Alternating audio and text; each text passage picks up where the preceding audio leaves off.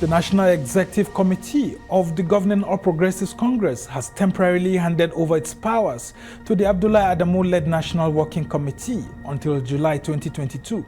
With this transfer of power, the National Working Committee will be at liberty to make decisions that will ordinarily require the approval of NEC for the next 90 days, including granting waivers to new defectors who wish to contest on the party's platform and have the capacity to win the votes for the APC. Now, this will also help the new APC leadership to quickly stabilize the party without bureaucratic bottlenecks.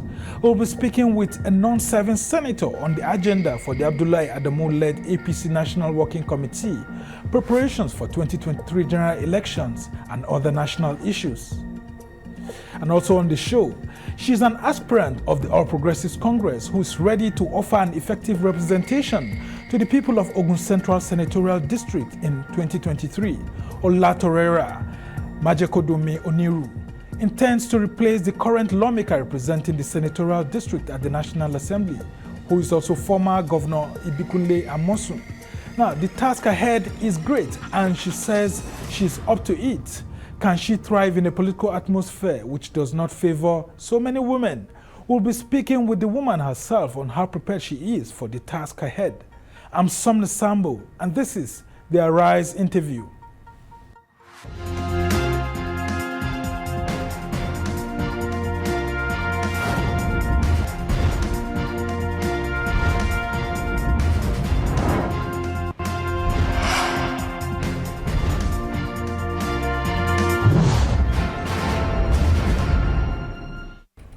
A very warm welcome to the show. Now, 100 million naira. Yes, that's how much a presidential interest and nomination for the Governing All Progressives Congress costs. Now, for women, the forms are completely free. Arise correspondent in the Amogo was at the party's National Executive Committee meeting where some of these decisions were taken, and he brings us details of all of those decisions made by the National Executive Committee of the APC. At this 11th National Executive Committee meeting of the All Progressives Congress, and the first under the chairmanship of the Senator Abdullahi Adamu-led National Working Committee of the party, critical decisions on the cost of nomination forms, mode of party primaries, and the devolution of powers of the NEC to the NWC for a period of 90 days are at the top of the agenda. President Muhammadu Buhari, Vice President Yemi Osinbajo, President of the Senate Ahmad Lawan, Speaker of the House of Representatives Femi Gbajabiamila, along with the Chairman of the Progressive Governors Forum Abubakar Bagudu, and others are all in attendance. The national chairman in his remarks is asking for more unity and party discipline among APC members ahead of the 2023 general elections. As we see it, this burden has two critical parts to it. The first part is the full and complete unity of the party. The second is winning the 2023 general elections. How we handle the first will determine how we achieve the second. Chairman of the Governors Forum, Abubakar Bagudu, while commending the APC-led federal government, says when most states could not meet up with their financial obligations, President Muhammadu Buhari approved bailout funds which rescued them, and that the idea was a novelty by the government. And it was due process that led us to the very, very successful convention that has shamed our critics. The leadership of the National Assembly also had a few words of admonition for the party's members and leadership on the need to promote the achievements of the APC in the midst of allegations of underperformance by the Buhari administration. The 9 members of the National Assembly of APC stock have been consistent. We have shown complete loyalty to our party.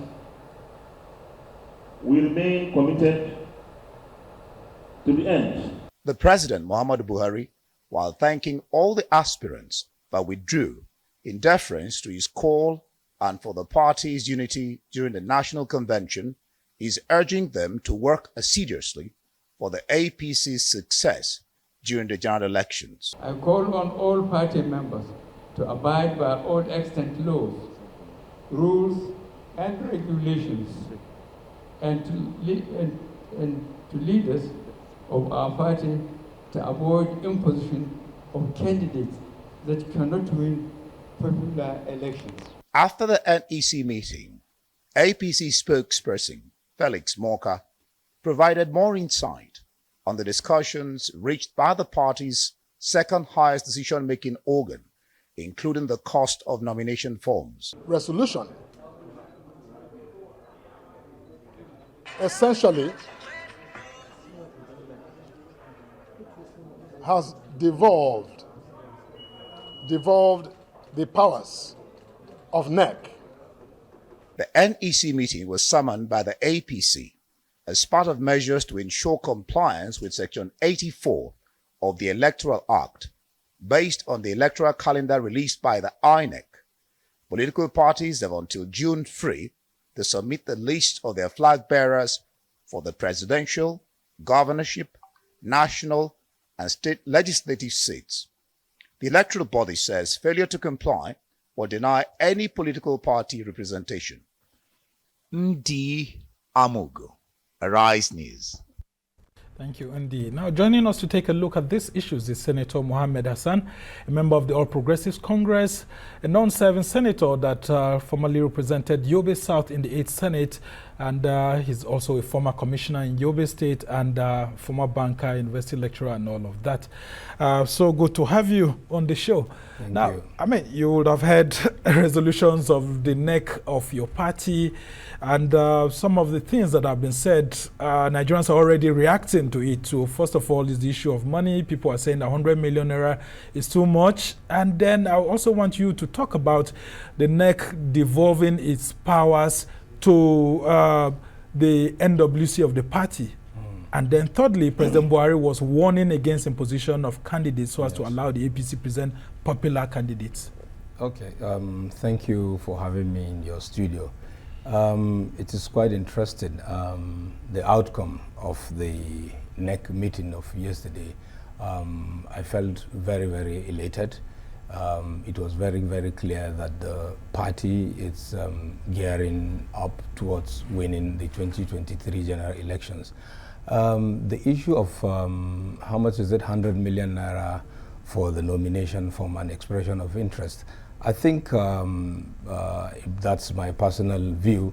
I support the idea, I support the thinking, in the sense that you have to ensure that the party has to ensure that only people who are really, really serious to contest for this, yes, should be prepared for it. We are not saying that it is meant to be sold for money. No, that's not the point. The point is experience has shown that in the past you find all sorts of people going to purchase these forms and then ending up in with litigations and all that, dragging the party behind. I think that's a good move by the party. I support the idea. And some people say that's what the PDP is already facing at the moment, having about 17 presidential aspirants, that maybe if the monies were higher, you could have had lots of persons reduced. Yes, but democracy should also not be for those who have monies alone. No, but it's a serious matter, so you have to really be prepared to go into it. So it does not mean that you have to, I mean, there are many sources of generating such funds. I mean, for anyone going for such exalted position, I believe will have his own supporters. It doesn't mean that it is for sale, but in my view, I think that is the way to go. I 100% support the idea. Interesting indeed. Now let's talk about you know, the NEC of the party handing over powers to the National Working Committee. What does this mean? Yeah, it's a very interesting development in view of the tight schedule of the elections. The timetable, it's quite tight. and therefore the party or the NWC does not need to go to refer to certain decisions to NEC. It's a very good move. The party, especially the requirement by NEC to be filing 21-day notice before holding NEC, yes, and all of even that. The 3 days notice that you need to give, I mean the emergency one before convening, and you need to publicize your invitations to members of NEC and all that. I think we're getting to a time where certain critical decisions will have to be taken. So you may not have the time that you will have to all the time go for NEC for approval. So that will help NWC be able to achieve its set objectives, and especially the timetable, to be able to achieve those targets that they have set for themselves. And President Buhari's admonition to the Abdullah Adamu-led National Working Committee: make sure you don't impose candidates on party, allow popular candidates to win so that APC will win the elections all through. Yes. What do you make of that? And that is the bane of our politics today, you know, imposition, impunity and all that. So it's that too will help to redirect and rejuvenate the party in such a way that it will be properly faced, or it will properly position itself for the general elections. Let's talk about Abdullah Adamu. This is his very first National Executive Committee meeting as chairman, national chairman of the APC. Yes. What's the agenda that a lot of APC members should look forward to? I mean, you were a member of the transition committee. What sort of ideas did you people infuse into documents and they eventually submitted on the ways to reposition the APC to become a winning political party? You know, the good thing is that Senator Abdullah Adamu is known for his firmness, fairness, experience that he has acquired over the years in party politics. He has shown that so far from the time he took over as the national chairman of the party. I think as a member, or then as a member of that committee, what that committee was purely saddled with was to examine the state of affairs of the party and make certain recommendations. And that committee has already done its part and submitted the report to NWC for consideration. So in terms of setting an agenda for the leadership of the party, it's very clear. Mr. President has brought up those issues very well, one of which was to ensure that only popular candidates are presented for the general elections. Now, the national chairman spoke very well, from what I read in the pages of newspapers, saying that there was a need for unity, and luckily he chaired the Reconciliation Committee meeting. So he understands the issues. With a warning to both serving and non-serving governors to ensure that they do not allow their internal wranglings to affect the party. Yes, that is very, very important. And I think they all get it. They all understand that the stakes are quite high. And therefore, and I'm sure that it will help to try to bring the key stakeholders together in the various states, especially those states that have these conflicts. Now let's talk about you personally. I mean, you defected to the APC not quite long from the PDP. You were one of the very strong lawmakers of the PDP in the 8th National Assembly. I mean, what's responsible for that defection, which a lot of persons said that was a very strong win for the APC? Because, I mean, I could see your defection pictures. You had the Senate President there. We have the former APC National Caretaker Committee Chairman, Governor Malabuni, who also happens to be the governor of Yobe State, your home state. Yeah. I mean, how come it took such a huge delegation to get your interest to join the APC?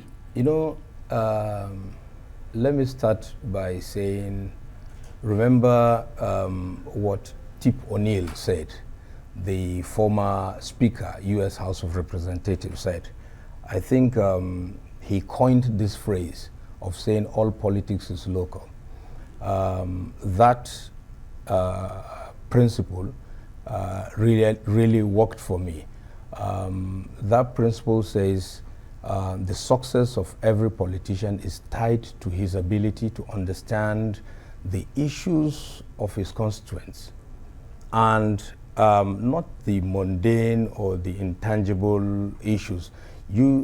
For you to be able to be successful, you should be able to tie those issues that directly affect or concern those constituents with the national issues. So I found that really working for me. You know the history of the politics in Yobe. I was so lucky that I survived the Buhari tsunami. Yeah, in 2015, yes. You were the only PDP senator in Yobe State. Yes. There were three senators from, there are three senators from that state. The other two, Ahmad Lawan and the former governor himself, Gaidam, were both in the APC. Only you was the PDP senator. In fact, even if you look at other states surrounding Yobe State, like Borno and all others, you couldn't get any PDP senators there. Yes. I remember you visiting President Buhari at a point in time. Yes. After all of this, what exactly was he telling you, after that? Yes, let me start by saying this. That is the difference I tell people between the APC and the PDP. Today, I can tell you there is no leader in PDP. Maybe you can tell me who is the leader of PDP. I can tell you that APC has a leader, and that is President Muhammad Buhari. That leadership came to bear when, if you remember, the issues leading to up to the convention, how the party found itself. And by the time Mr. President stepped into those issues, everything calmed down. And the party was able to conduct a very successful convention. After reaching a consensus on most of the candidates? Yes, whatever mode that was used to arrive at the outcome. The most important thing was that there was a leader who stepped in and ensured that the convention came out successful. So, as I was saying, that's the key difference. In my state, I'm not sure in 2023 general elections, with our defection to APC, PDP will be able to win one polling unit in Yobe State. And why is that? Yeah, because I've said it, there is the leadership of PDP is in rudderless. The leadership is rudderless. Yeah, but they also had a convention where they had a new national chairman, a new national working committee that's chaired by Dr. Yoche Ayu, who is a former president of the Senate and all of that. Isn't the PDP repositioning itself to win national elections and even state elections ahead? Well, it's not for me to speak for PDP, but I can tell you from my state, in Yobe State, I do not see how PDP will win one polling So unit. There was an act of injustice to you, that's why you had to defect? Well, because the party never had interest in people who had supporters. They were just looking, in my view, I can say PDP had merchants. This is my definition of how it relates with people at the lower level. The leadership. I don't know how the leadership is today, but I can tell you, as at the time I defected, the leadership was rudderless because there was no direction, and in my case, I could say it only had agents who could not win any elections, who could just, who the leadership in Abuja only recognized. So I used to say, Yobe PDP Trading Company. That's what we have. Very interesting. Yes. Okay, as we try to round off this conversation, let's talk about 2023. Do you think that the APC is well positioned to win elections, both at the national level, including your own state, Yobe? Very well. It's very clear. You could see those how the leadership, the new leadership, has taken the issue of the general elections very, very seriously. You can see the frequency at which NWC was holding meetings, or has been holding meetings. That is, gives party members great sign of hope. And the most important thing, the most important things were the issues identified by Mr. President and even the national chairman at yesterday's NEC meeting, by saying the party should be able to present only popular candidates. Yeah, but how can the party present popular candidates when it looks like the party is presenting itself as a political machinery for the rich? I mean, with all this very huge cost of expression of interest forms and nomination forms, isn't the APC looking like it's no longer for the masses? No, that's not the point. I mean, if you look at even some kind of relief given to women, the women folks and the youth, that's quite encouraging. So, you know, you have to show that you are really serious to get into this contest, I mean, into this business of contesting this election. So it's not like it has, it's turning it into money-making event. No, I don't think that is the point. The key thing here is how would the party identify those candidates who will be able to win the elections? I mean, popular candidates. Let me use Mr. President's words. Okay. And before we go, let's talk about the economy. I mean, you're a former banker and all of that. Nigerians have been complaining very, very seriously that the economy is no longer the way it was in 2015 and all of that. Do you think that the APC has done a good job, and what needs to be done ahead of 2023 so that it doesn't affect the party? Yeah, you know, Shagari, I will not be here facing the viewers to come and say the economy is well, we're doing very, very well. But the most important thing is I would want the critics, the performance of the critics of the economy as it is today, to begin to look at where we were. What did this government inherit in 2015? Now, what was the situation then? This government came and inherited an empty treasury.